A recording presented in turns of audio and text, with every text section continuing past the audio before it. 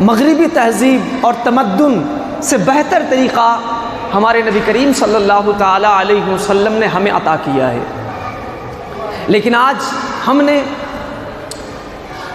صبر کا دامن چھوڑ دیا، علم کا دامن چھوڑ دیا، صحبت صالح یعنی نیک لوگوں کی صحبت کا دامن چھوڑ دیا۔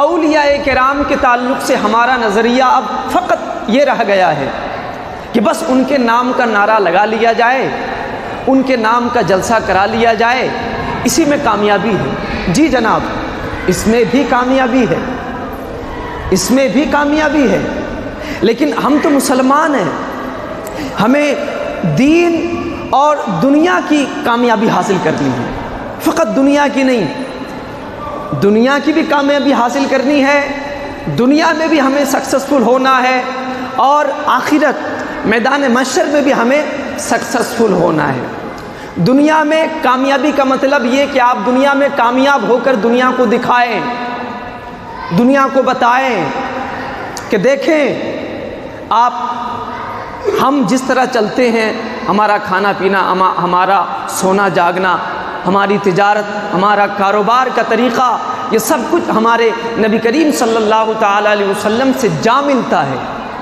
سو دنیا آپ کو فالو کرے گی، دنیا آپ کی اتباع کرے گی، دنیا آپ کی پیروی کرے گی، لیکن آج ہم کہاں کھوئے ہوئے ہیں کہ آج ہم دنیا کی پیروی کر رہے ہیں؟ اور اہل دنیا جن کے دلوں میں دنیا کی محبت رچ گئی ہے، جن کے دلوں میں محبت دنیا کی محبت بس چکی ہے، آج ہم ان کو فالو کرتے ہیں۔ آپ دیکھیں گے، اللہ اکبر، ہمارا سماج اتنا بگڑا ہوا ہے، ہمارے گھریلو زندگی میں اتنے تفرقات اور اتنی ناچاقی، ناراضگیاں بھری پڑی ہے کہ باپ بیٹے سے نہیں بنتا ہے، بھائی بھائی سے دشمنی ہے، اڑوس پڑوس سے دشمنی ہے، پڑوس ہے تو پڑوسی کا دشمن بن گیا، بھائی بھائی کا دشمن ہے، حتیٰ کہ آج بیٹا ہو کے باپ کا دشمن، بہن بھائی کی دشمن، بھائی بہن کا دشمن بن گیا، چچا بھتیجے میں بنتا نہیں ہے، اللہ اکبر، چہرہ دیکھنا گوارا نہیں، بھابھی اور ننند میں نہیں بنتا، چہرہ دیکھنے کو گوارا نہیں، یہ سب کیا ہے؟ اللہ اکبر۔ پہلے کچھ حدیث پاک سن لیجئے، میں نوٹ کر کے لایا ہوں، یہ بڑی بڑی حدیث پاک ہے، ایک حدیث پر گھنٹوں پر گفتگو ہو سکتی ہے، لیکن میں نے آپ کو صرف اشارہ کرنا ہے، سمجھیے گا، توجہ فرمائیے۔ معاف کرنے میں جو پہلے پہل کرے گا، اللہ تعالیٰ اسے پہلے جنت عطا فرمائے گا۔ امام حسن اور حسین رضی اللہ تعالی عنہما، حسنین کریمین میں ایک روز کے لیے کچھ تھوڑی سی ناچاکی اور ناراضگی ہو گئی، دوستوں کو معلوم ہو گیا کہ حسین اور حسن میں کچھ ناچاکی اور ناراضگی ہو گئی ہے، بڑے ہو گئے تھے، جوان ہو گئے تھے، دوستوں کو جیسے ہی معلوم ہوا تو حسین پاک کے دوستوں نے کہا کہ یا سیدی، آپ اپنے بھائی سے معافی کیوں نہیں مانگ لیتے؟ حسین پاک کے دوست، حسن پاک کے دوستوں نے کہا کہ یا سیدی، میرے مولا، آپ اپنے بھائی سے درگزر کیوں نہیں کر لیتے؟ یہ ایک دن کا معاملہ ہے، توجہ فرمائیے گا، آج تو ہماری دشمنی مہینوں بھر قائم رہتی ہے، سالوں بھر قائم رہتی ہے، ہماری عداوت اتنی مضبوط ہوتی ہے، دشمنی اتنی مضبوط ہوتی ہے، اور وہ بھی دشمنی بھائی سے دشمنی، بہن سے دشمنی، چچا سے دشمنی، اور یہ عداوت اتنی مضبوط رہتی ہے کہ چھت ختم ہو جاتی ہے، گھر کی چھت ختم ہو جاتی ہے، لیکن دشمنی قائم رہتی ہے۔ پتہ نہیں کون سی سیمنٹ سے یہ دشمنی جو ہے نا، انہوں نے دشمنی کا کھمبا لگایا ہے، ایک گھر ختم ہو جائے گا، یعنی ایک صدی ختم ہو جاتی ہے، لیکن دشمنی قائم ہے، عداوت قائم ہے، اللہ اکبر۔ تو امام حسن اور حسین میں جو جب ناچاقی اور ناراضگی ہوئی تو المختصر امام حسین کے دوستوں نے کہا کہ یا سیدی، آپ اپنے بھائی سے معافی کیوں نہیں مانگتے؟ امام حسن کے دوستوں نے کہا کہ یا سیدی آپ اپنے چھوٹے بھائی سے درگزر کیوں نہیں کر لیتے؟ توجہ فرمائیے گا، درگزر کیوں نہیں کر لیتے؟ تو حسن بڑے بھائی نے کہا کہ میں تو تیار ہوں، ابھی آئے میں ابھی معاف کر دوں گا۔ بات سمجھ آ رہی؟ تو یہ بات دوستوں نے جا کر سیدی امام حسین کی بارگاہ میں عرض کیا، یا سیدی آپ کے بڑے بھائی تو آپ کو معاف کرنے کے لیے تیار ہے۔ بات سمجھ آ رہی؟ تو امام حسین نے خط لکھا، خط ایسے ہی مولا حسن بڑے بھائی کو پہنچا تو خط میں لکھا کیا تھا کہ بھائی صاحب السلام علیکم۔ جواب دیا وعلیکم السلام۔ میرے بھائی میں نے نانا سے سنا ہے اگرچہ میں خطا ہوں، میں خطا پہ ہوں، توجہ فرمائیے گا، اگرچہ غلطی بڑے چھوٹے بھائی ہونے کے ناطے غلطی مجھ سے ہے، بھائیوں میں باتیں ہو رہی ہے، اس پر فتویٰ نہیں لگنا چاہیے، بھائیوں میں باتیں ہو رہی ہے، اگرچہ میں کچھ فیملی اور گھریلو معاملات پر میں غلطی پر ہوں، لیکن اگر میں آپ کی بارگاہ میں جا کر آپ سے معافی مانگ لوں تو میرے نانا کی ایک حدیث ہے کہ جو معاف کرنے میں جو پہل کرے گا وہ پہلے جنت میں جائے گا، اور میرے بھائی میں ہرگز نہیں چاہتا کہ کل میدان محشر میں آپ سے پہلے میں جنت میں جاؤں، آپ سے پہلے میں جنت میں جاؤں۔ سبحان اللہ۔ اب جب مولا حسن بڑے بھائی نے جب یہ مضمون پڑھا چھوٹے بھائی کا، اللہ اکبر، اللہ نے مولا حسین کو اتنا حاضر جواب، اتنا علم عطا فرمایا تھا۔ کیونکہ نبی کریم صلی اللہ تعالی علیہ وسلم جو اپنے نواسے حسین کی زبان کو چوستے سے حاضر جواب، بھائی اگر میں جانتا ہوں کہ میری غلطی ہے اور میں چھوٹا ہوں، مجھے چاہیے کہ میں آپ سے معافی طلب کر لوں، لیکن بھائی میں نے سنا ہے میرے نانا جان سے کہ جو معافی مانگنے میں پہل کرے گا وہ پہلے جنت میں جائے گا، اور میں نہیں چاہتا کہ بھائی آپ کے رہتے ہوئے میں پہلے جنت میں جاؤں۔ مضمون جیسے ہی پڑھا آنکھیں برسنے لگی، رونے لگے امام حسن رونے لگے، دوڑے گئے اپنے دوستوں کو لے کر، جیسے امام حسین کے حجرے میں گئے، امام حسین نے دیکھا کہ بڑے بھائی آ گئے، اٹھے، گلے ملے، رونا شروع کیا، اور حسن نے کہا کہ اے میرے بھائی اللہ نے آپ کو بڑا علم عطا کیا ہے، سبحان اللہ۔ تو اس طرح یہ ناچاقی اور ناراضگی فوراً ختم۔ اس لیے معافی طلب کرنے میں جو پہلے پہل کرے گا اللہ اسے کل میدان محشر میں پہلے جنت میں داخل فرمائے گا۔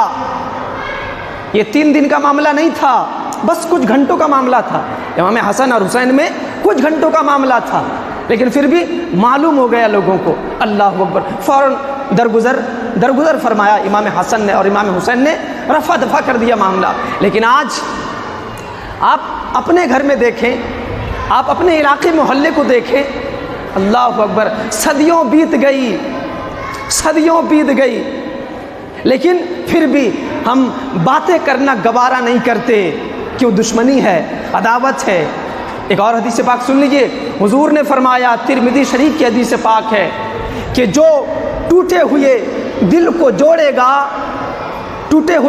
جو جوڑے گا اللہ تعالیٰ اس کو کل میدان محشر میں بے حساب جنت میں داخل فرمائے گا۔ یہ بھی لمبی حدیث ہے، یہ بالکل پورا ایک واقعہ ہے، لیکن میں نے اس حدیث کے ایک جملے کو لیا ہے جو میں لکھ کر لایا ہوں کہ جو ٹوٹے ہوئے دل کو جوڑے گا اللہ تعالیٰ کل میدان محشر میں اس کو بے حساب جنت عطا فرمائے گا، بے حساب جنت، اس کا حساب نہیں ہوگا۔ اللہ اکبر۔ تو اس حدیث پر عمل کرے، کم از کم 2 بھائیوں میں جو ناچاقی اور ناراضگی ہے، کوئی بندہ تیسرا بندہ ان میں داخل ہو، انٹری کرے اور ان دونوں بھائیوں میں صلح کروانے کی کوشش کیجیے۔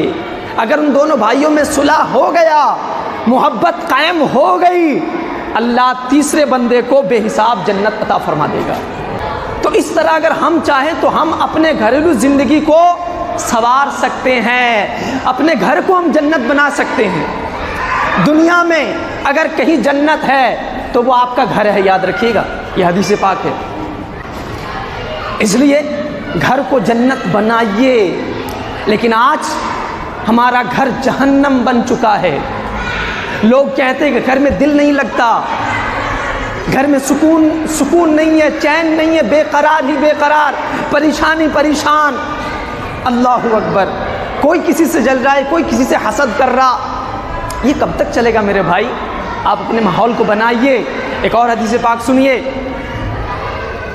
جو بندہ مومن کو خوش کرے، جو بندہ مومن کو خوش کرے، ایک مسلمان اگر ایک مسلمان کو خوش کرتا ہے تو اللہ تعالیٰ اس خوشی سے ایک فرشتہ پیدا فرماتا ہے۔ سبحان اللہ بولیے، میرے پاس دلیل ہے، یہ کوئی ادھر ادھر کی بات نہیں کر رہا۔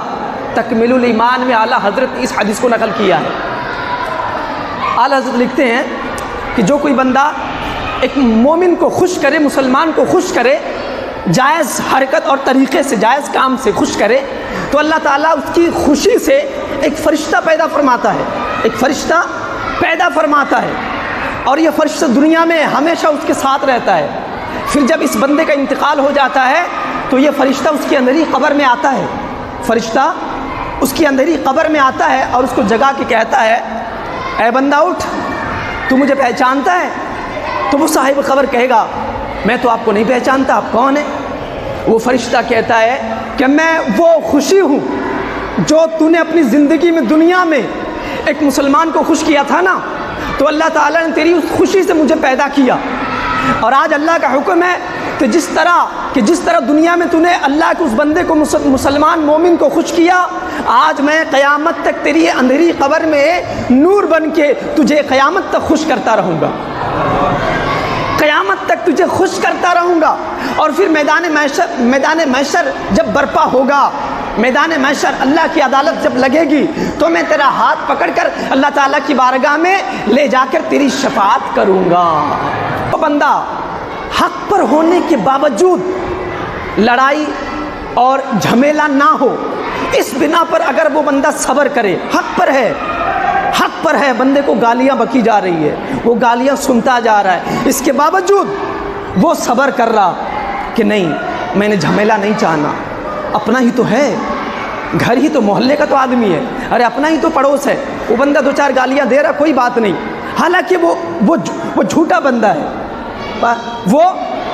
وہ جھوٹا ہے، اور یہ بندہ حق پر ہونے کے باوجود اس کی گالیوں کو سن رہا، اس کے طعنے کو سن کر خود کو صبر کر رہا، بندہ صبر کا دامن پکڑے ہوا ہے، تو علماء فقہا نے لکھا ہے کہ وہ بندہ کل میدان محشر میں شہیدوں کا مرتبہ پائے گا۔ سبحان اللہ، شہیدوں کی جماعت میں اٹھایا جائے گا۔ سبحان اللہ، حق پر ہونے کے باوجود اگر آپ صبر کریں گے تو کل میدان محشر میں ایسے بندے کو اللہ تعالیٰ شہیدوں کی جماعت میں اٹھائے گا۔ اور اسی حدیث سے ملتی جلتی ایک اور حدیث حضور نے فرمائی، یہ حدیث بڑی مشہور ہے، کہ جو بیوی کی باتوں کو سن کر صبر کرے، جو بیوی کی باتوں کو سن کر صبر کرے گا، اللہ تعالیٰ ایسے بندے کو میدان محشر میں مولا حسین کے ساتھ اٹھائے گا۔ اب بتائیے کون نہیں چاہے گا کہ ہم مولا حسین کے ساتھ اٹھائے جائے؟ چاہیں گے نا؟ سب بولیے نا، سب چاہیں گے۔ تو میرے بھائی آپ کام کیوں نہیں کرتے؟ کیوں نہیں یہ سب کام کرتے؟ کوئی یہ سب میرے خیال سے فری کا کام ہے، یہ سب کوئی خرچہ نہیں ہے، فری کے کام میں ہمیں جنت مل جا رہی ہے، اور کیا چاہیے؟